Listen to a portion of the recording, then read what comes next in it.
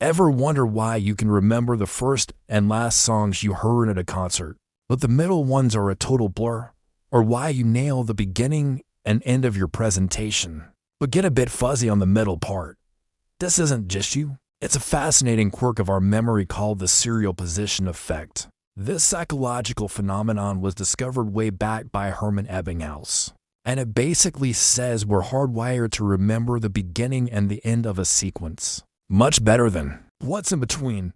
It's split into two cool concepts: the primacy effect and the recency effect. Let's start with the primacy effect.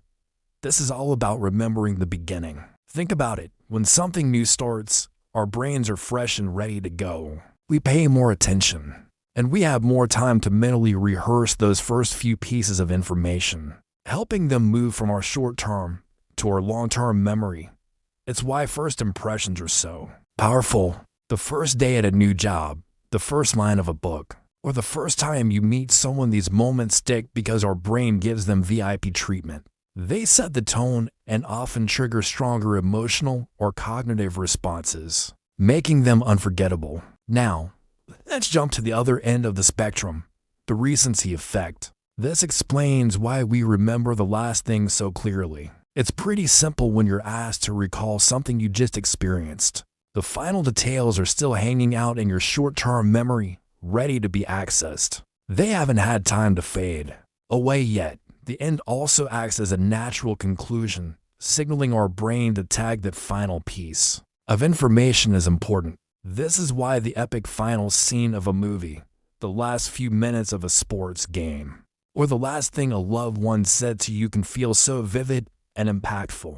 It's the grand finale, and our memory holds onto it tightly. So, if we remember the beginning and the end so well, what happens to the poor, forgotten middle? Well, the information in the middle gets the short end of the stick. It's stuck in a memory traffic jam, competing with both of the stuff that came before it and the stuff that came after. It gets less rehearsal time because our brain is busy processing the new information.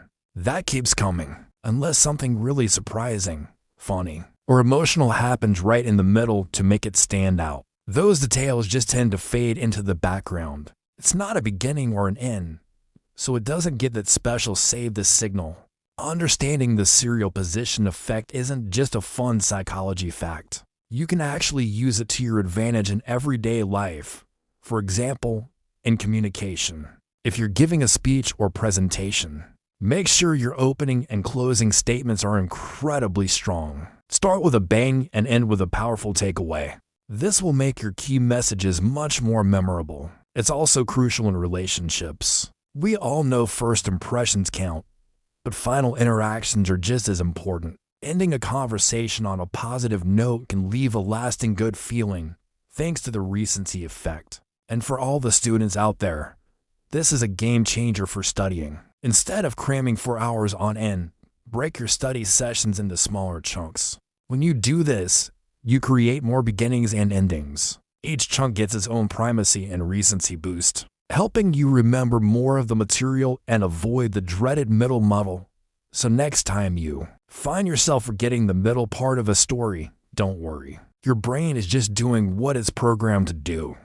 By understanding the serial position effect, you can work with your memory, not against it, to learn better, communicate more effectively, and make your experiences more memorable. Thanks for watching. If you found this interesting, give this video a like and hit that subscribe button for more insights into how our minds work. See you in the next one.